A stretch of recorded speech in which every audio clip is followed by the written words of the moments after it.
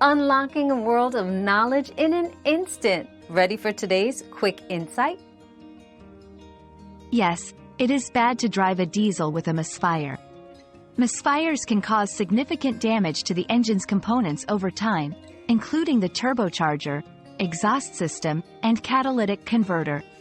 It can also lead to decreased fuel efficiency and increased emissions.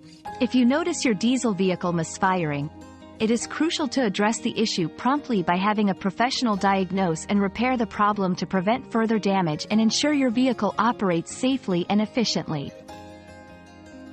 Your daily dose of discovery ends here, but the journey of learning never stops. Subscribe and join us again for more answers tomorrow.